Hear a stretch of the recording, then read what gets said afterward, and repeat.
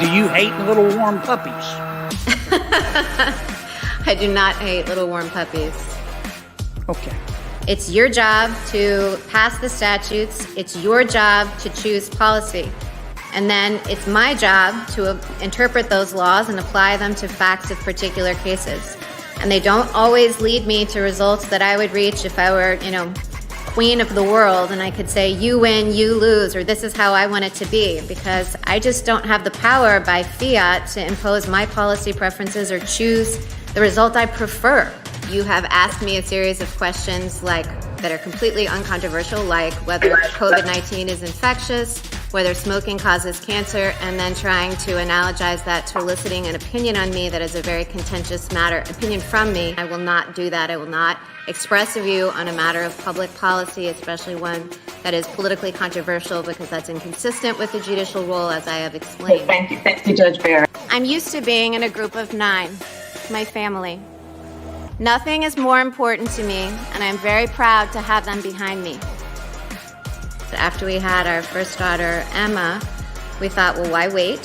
So I was expecting Tess when we went and got Vivian. So she and Tess function, we call them our fraternal twins. They're in the same grade. And it really has enriched our family immeasurably. And once we had adopted Vivian, at that point, then we made the decision that we definitely wanted to adopt again. And so several years later, John Peter entered our family. The word abortion does not appear in the U.S. Constitution. That is correct. I believe in the power of prayer, and it has been uplifting to hear that so many people are praying for me. I look forward to answering the committee's questions over the coming days. And if I am fortunate enough to be confirmed, I pledge to faithfully and impartially discharge my duties to the American people as an Associate Justice of the Supreme Court. Thank you. Most of us have multiple notebooks and notes and books and things like that in front of us. Can you hold up what you've been referring to in answering our questions? Is there anything on it? That letterhead that says United States Senate. That's impressive.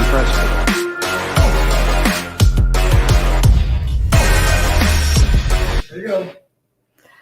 Well, hello, this is Janet Morena, Executive Director of Priests for Life. I hope you enjoyed that little collage of just some of the highlights of Amy Coney Barrett. I mean, did you not think she did a splendid job during her time testifying? And of course, we have to all applaud.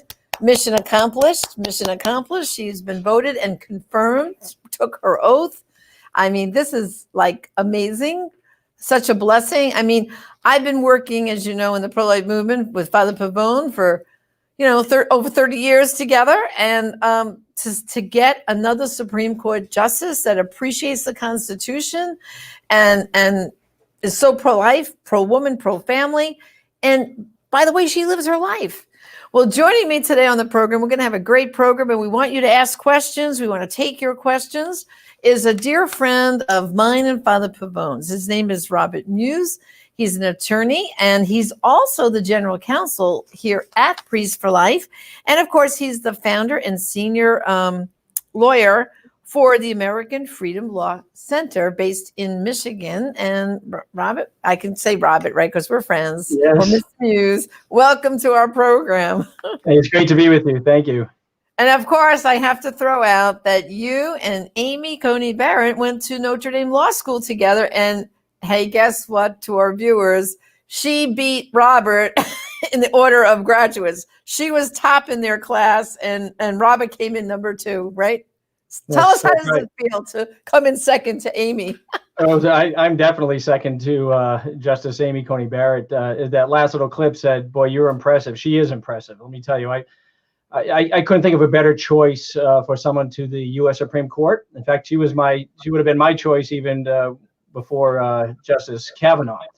But she's incredibly impressive, incredibly intelligent.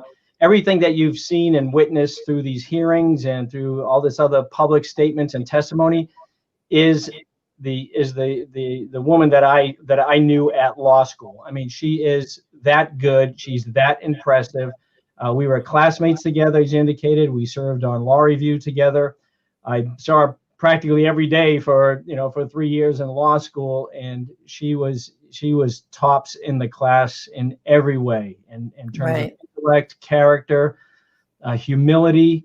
What you're seeing is not an act at all. That is who she is, and I can't think of a better person to be on the U.S. Supreme Court. And the thing that's so remarkable is she's controversial because she wants to be a true, authentic judge, right? It's almost shocking to the conscience when you think about how, the liberals, their choice for judges, they want people to make policy that can't be passed through the democratic process or the legislative process. And she's vowed to not do that, right? And that's all we want is we want a court to be a court, not to be a super legislature. And unfortunately, that's what we've got through the years.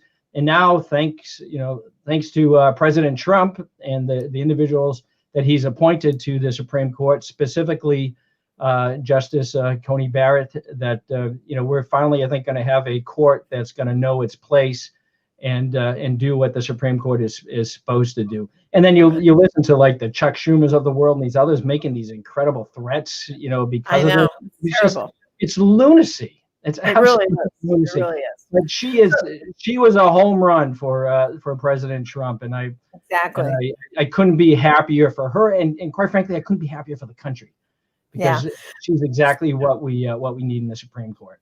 Okay, so now during the hearings, I'm sure you were watching, the Democrats put on quite a show, honing in on, just November 10th, a case is going to go before the Supreme Court, and if you're confirmed, you're going to hear that case. And they were going on and on about the Affordable Care Act. You're going to take away health insurance, pre-existing conditions. And of course, the Democrats are going overboard about this pre-existing conditions. They brought in all kinds of poster pictures of people and people to give testimony on that second day, sad cases, one and all. Can you just tell our viewers exactly what is being heard by the Supreme Court on November 10th? Can you just explain it to us? Sure. Us mere mortals who don't understand legal. I'll try to put it in perhaps terms that could be understood. It's not surprising with somebody once mentioned to me before that if you watch C-SPAN and if you see somebody up there talking that's showing pictures of children and people who are starving, and then it's a Democrat speaking. And if you see somebody who's putting up facts and data and things that are grounded in truth, and you're likely seeing a Republican talk. And that's they were trying to find their Kavanaugh moment for Justice Amy Coney Barrett, and they had absolutely nothing, because she was such an impressive candidate that they had to use this healthcare issue as somehow an issue as to why she shouldn't go on the bench. Now, bear in mind, there's going to be 9 justices hearing this, not just one. In this case, it arises out of Texas, right? And your viewers probably recall, back in, I think it was 2010, when the Obama challenges to the Obamacare made it up to the U.S. Supreme Court. In fact, we, the American Freedom Law Center, had one of the principal challenges that went up to the U.S. Court of Appeals for the Sixth Circuit. I argued that challenge to the Obamacare, it's particularly the individual mandate, which is central focus on this lawsuit. Argued it against the Solicitor General. Unfortunately, it came out 2-1, and our case, I think, was right behind this one, going up to the one that went up to the Supreme Court in 2010. So I'm familiar with the legal arguments that have been going on with all this, and with the principal challenge was that, look, the whole Obamacare required this individual mandate, right? The federal government was mandating people to have to purchase insurance. Never in our history of our Constitution has the federal government been able to impose such a mandate. And obviously, it was a very divisive decision. Chief Justice Roberts is the one that cast, unfortunately, the deciding vote, and he did so in a way that I think was just plainly wrong. He held that the individual mandate, because it came with it a tax penalty. It was actually a penalty. It wasn't a tax, right? It wasn't like you purchase something, then you pay an excise tax or a sales tax. The government was saying, we are going to punish you by way of a tax if you don't take some affirmative action, which is contrary to anything that we've ever done under the Constitution. But Right. Robert said, well, they didn't have power under the Commerce Clause, which is typically where the federal government gets its broad powers, right? Just little constitutional law 101. The federal government is a government of limited and enumerated powers. If you can't find the power in the Constitution, they don't have it. It belongs to the states. And the argument was, look, they don't have any power in the Commerce Clause to mandate individuals to purchase insurance or suffer a penalty. And so what Chief Justice Roberts said is, well, it's not really a penalty, it's a tax. And so Congress had the power to enact this legislation under its taxing power.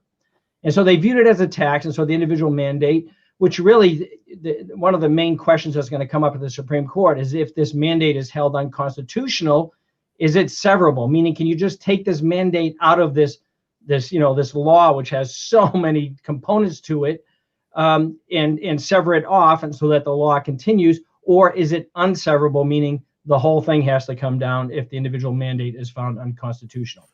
Okay, so now this issue was already resolved by the Supreme Court, but why it's come up again? And Texas brought this lawsuit. They keep saying, Trump is bringing the lawsuit. Trump's not. The lawsuit was brought by multiple states. The Department of Justice, though, said, look, we can't defend this because it's unconstitutional. And other states have come in, California, the lead, to defend the statute. It's really kind of an odd posture. But what ended up happening is after President Trump signed the Tax Cuts and Jobs Act, his primary tax legislation, part of that legislation was they removed the tax of the individual mandate. So now you no longer have the tax associated with the mandate. So it no longer serves as the basis for Congress to enact an individual mandate. The question then becomes, is this mandate still constitutional? And if the mandate is not constitutional, then the follow-on question, which is one of the principal questions, is that individual mandate severable from the overall Obamacare?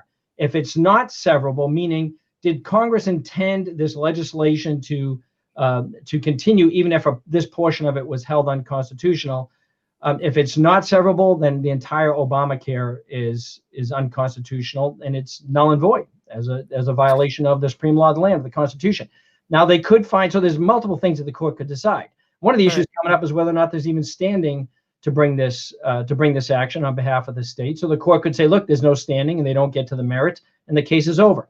The court could get to the merits and find that the individual mandate is unconstitutional and then find it severable. So the remainder of Obamacare stays alive and the individual mandate is held unconstitutional. The court could end up saying that the individual mandate's unconstitutional and it's not severable. So all of Obamacare is held unconstitutional. So there's multiple things that could happen. And then part of this also is how far does the remedy go, right? So if they find that it's not severable, if it's unconstitutional, it's not severable. What does that mean? Does that mean, again, the whole Obamacare is unconstitutional or certain parts of it, like the coverage for pre-existing conditions, some of these other subsidies, which rely on the tax to fund? So this thing is a very, very complicated web. But remember, at the end of the day, it's not like a Supreme Court decision then decides for all the rest of time, for eternity, that nobody has insurance and that pre-existing conditions can never be covered. It has nothing to do with it. It's just a question of this Obamacare legislation, which, by the way, is horrendous. I don't know about you, but I know I have 12 kids. When Obamacare went into effect, I'm paying more for my health insurance than I am for the mortgage on my house. My premiums were supposed to go down, right? I forget what he said, like $2,500. They went up to keep your health care plan, all this other nonsense. It didn't happen. Quite frankly, this thing ought to be discarded, and let's start fresh and have a health care plan, which President Trump intends to put in place, that protects pre-existing conditions, right? That's the fear mongering of the liberals, is they always say all these people with pre-existing conditions are going to be left out on the street. No, they're not. And nobody's denied health care here in the United States as well. You can go to emergency rooms. There's Medicaid for people who can't afford health insurance. It's not like all of a sudden the world is going to collapse and all of a sudden nobody can ever get medical care. That's just not even the case.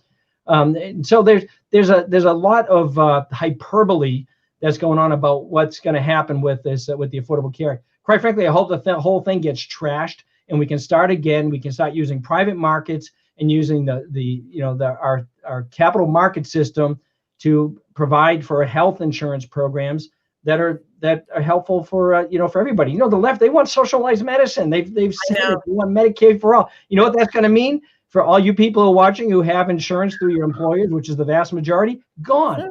It'll be gone, and then our taxes are going to go way up. So someone's going to have to pay for it. If you're so concerned about losing insurance, my concern wouldn't be with what the Supreme Court's going to do on November 10th, and the decision won't come out probably till June anyways. That's just when oral argument is. My concern isn't what the Supreme Court's going to do. My concern is, what are the liberals going to do if they end up gaining power? That's the more critical question. But see, Robert, you just the healthcare issue. But wait, you just said something very important. Okay, this case is being heard November 10th, right? Yeah. And the Democrats are making it sound like, by November 11th, everything, the Supreme Court, if they decide in Amy against the Affordable Care, everything's going to be taken away. It won't be taken away. They take months and months and months after the oral arguments, right? Till we get the results. It's not till I think it starts in late spring when the Supreme Court begins to give out their decisions, right? Yes, and the more contentious ones, which this certainly will be, usually they wait till June. They're June usually. And the other thing to bear in mind is one of the things they could say is they could remand it back to the courts to fashion an appropriate remedy, which then could take another year or so, but beyond that. So this is not like, come November 10th at midnight, everybody's going to lose their health insurance. It's just absurd to even suggest that. Right. And so it should not have been an election issue. Number one, should not have been the way they're still blowing it up, by the way. Still. Now, healthcare should be, but not this decision, not this case before the U.S. Supreme Court. Healthcare certainly is, but not this case. This case is not a political issue. It's a question of fundamental constitutional rights and what the power of the government is under the U.S. Constitution. That's what this case is about. Yeah. Unbelievable. So, you know what we have to do, brothers and sisters, you're listening to this great explanation. You got to echo this. We got to amplify this out there, because right now we only have a week left for this election. And the Democrats are just using this scare tactic to make people think that because they put in Amy and Chuck Schumer's making it sound like, they did that illegally, but it wasn't. It was 100%. If the shoe was on the other foot, he would have done the same darn thing. We know that. And we've got to really get it out there. And then also, too, I keep telling people that President Trump signed an executive order protecting pre-existing conditions. He came right out there. Whether it's Obamacare, this, that, or anything happens, pre-existing conditions will be protected. So the bottom line is with this whole case, Robert, is that it's not going to affect any of us at this juncture. Yeah. And the next president will be take the oath of office on January 20th, God willing, it will be President Trump. And then we'll find out maybe in June what happened to this whole Obamacare and Affordable Care Act. Quite frankly, because healthcare is an important issue, there may be new legislation that will, on its own, repeal Obamacare and modify it in ways that that will make this decision actually be null and void. Let me just say, I want to say one thing, because this is important. Some of your viewers who have been around for a few years, probably recall that when Hillary Clinton was First Lady, she was put in charge of this task force to come up with a healthcare plan, healthcare program. It became very controversial, and President Clinton then put it aside. But what she ended up coming up with was what her healthcare plan was that she was using when she was running for president. And President Obama, boy, he criticized this idea of an individual mandate when he was campaigning against Hillary Clinton. He said, for example, he's like, so we're gonna solve the healthcare problem by forcing people to purchase healthcare. Why, so we're gonna solve the housing problem by forcing people to buy a house. I think that was his exact quote that he used.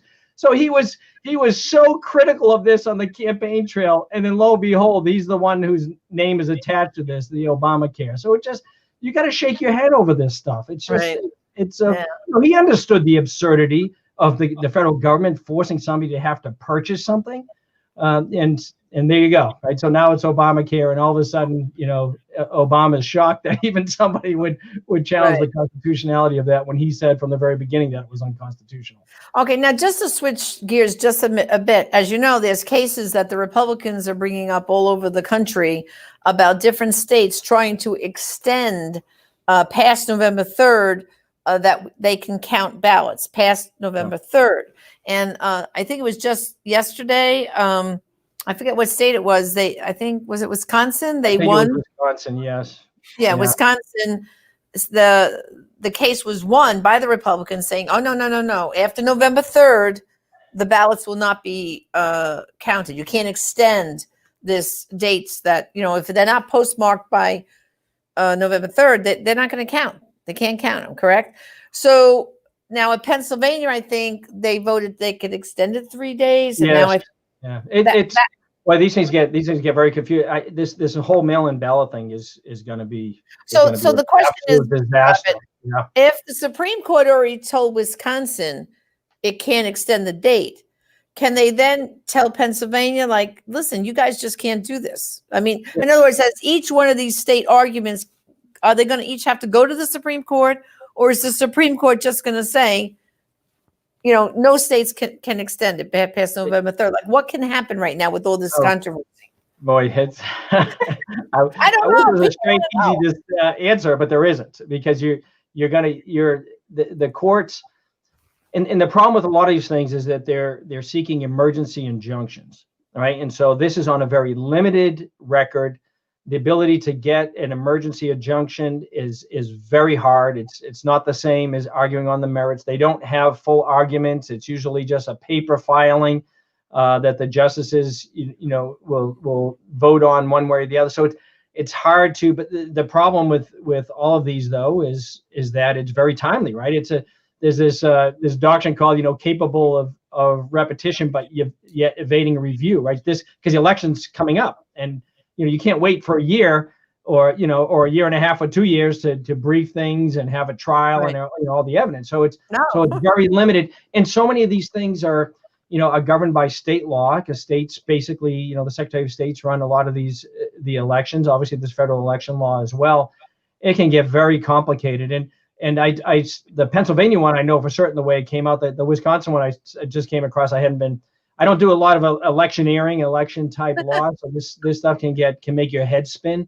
Right. But if you think the hanging Chads was a big deal, how many election cycles ago, the amount of litigation that's going to come out of this election, because it was set up that way with these mail-in ballots, and bear in mind too, right? Because I hear it said by the Democrats and liberals saying, "Oh, we always did mail-in ballots, right? Absentee ballots." No, that's not the same thing.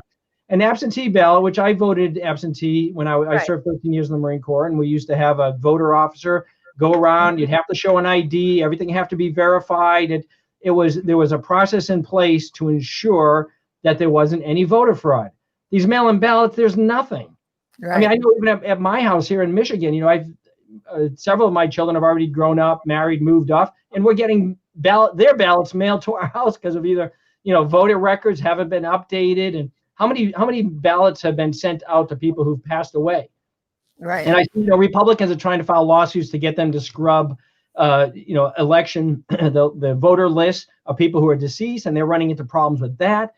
And there's the whole thing too with the ID. It kind of cracks me up. It's like the Democrats will do everything they can to ensure that there are measures in place for voter fraud, right? They challenge anytime you have to show an ID. These mail-in ballots, nobody has to show an ID. You don't have to do anything. You just vote, mail it in, and it's going to wind up somewhere. You could, it's the old with Chicago politics, vote early and vote often, right? That's right. What this whole mail-in ballot thing is becoming. And we even know, I think it was out in Minnesota, you have people going out and harvesting these ballots, collecting them up so they can mail them. And it was, Democrats, someone associated with the Democrat Party that was doing this. The amount of fraud that is possible with this is. Well, Robert, you just said that your grown married children who no longer live in your household were sent ballots to your home. Now, I know you're an honest man and you're not going to fill them out. Of course. But let's say the same thing happened to another person who is not so honest and they have an agenda. Well, they could open up all those ballots and fill them out for these kids that have married and left and live elsewhere and mail them in, and they're going to Yeah. count them, right? Yeah, no, they this could is easily do huge that. voter fraud. And it's voter fraud, right? But who's going to prosecute that? Who's going to find that? My goodness, it's going Right. to be so. I mean, it's just not going to even be possible Right. to. You might get a case here or there to do it, but there's No. there's just so much. And it's always, and I see this time and time again with liberals, the ends always justify the means, right? Right. They can justify in their minds that, well, I got to get rid of this horrible president, so a little voter fraud Anything what's that goes, all about right. at the end of the day, So- right? I mean, these are the same people who abort living children, right? You want to kill an unborn child. To think Right. that voter fraud is beyond the beyond the realm. Come on. That's right. They want to kill them children till birth, and you're worrying about voter fraud. Yeah. Well, listen, Robert, we're about getting near the end of our time here. So I just could you tell people if they want to get in touch with your law firm there, because I know you do defend a lot of pro-life people around the country, including helping Priests for Life. So what's the best website for them to go to check out your work? It's AmericanFreedomLawCenter.org. Perfect. Well, Father Pavone told me to say to you, we want to know if you could come back next week on the program, maybe on Monday, because we think with all this hubbub going on about the voter fraud and everything else, people are going to have questions about, a couple that we had a question just now, and we can't get to it, but maybe we can do this on Monday if you're available. They want to know how can you change your vote, how to protect my ballot. There's like these questions are flying in right now. So Let me just one thing. I mean, I'm voting in person on November 3rd because I know here where we set up, we have the voter machine. You fill out the ballot, you put it into the machine automatically counts it once it goes in, and that is in my view, that's the most secured way of doing it. Because even if you mail it in, you don't know if you have some county clerk or somebody who's not very scrupulous, who might look at who this ballot's for and toss it in the trash. So I'm voting in person, and I'm going to do it that way to make sure that my machine counts my vote. You're in a key state, Michigan, key for the president, key for the Senate. You go. Yeah. I'll be there. So will all my children and everybody else. So line them all up. Yeah, exactly. Well, thank you for your time, and we'll send you an email if you can come back next week during this contentious election. We'd love to have you back. Okay, so thanks for joining us. Okay. Right. Thank you very much. God bless. Okay. Well, brothers and sisters, I just want to remind you before you go, like Robin is saying, we have to protect our ballot. We have to get out and vote. I know the lines are long, so you're going to have to plan. If there's early voting, please get out there and go in person, vote early. You might have to take a day off from work to do it. Nothing is more worth it than this right now. Actually, Father Pavone and I, we're going to get up extra early tomorrow. We're going to go down for early voting here in Florida, right near our office, and we're going to get there before they open. We're going to get online, and we're going to do it. So I hope you do too. Please don't leave it to the last minute. And if you have, like I had an absentee ballot, but you know what? I'm going to bring it down there and do it in person. There's just too much going on right now. There's so much at stake. And once you vote, then your job is to help others, like-minded people, get out and vote. Go to our website, prolifevote.com, for last-minute information. And finally, if you didn't get our comparison pieces, probably about tomorrow is the last day to get the comparison guide out to you in time to distribute this weekend. I'll show it to you one more time. It compares the two parties. Go to prolifeproducts.org. And finally, on Election Day, we're all going to wear our T-shirts, also available at prolifeproducts.org. Pray for 45. Pray for President Trump. That's what we have to do, too, with this election. It's like they say, work and pray. And in Latin, it's ora et labora. Let's all do that together. This is Janet Marana, Executive Director of Priests for Life. Thanks for joining us on this program. God bless.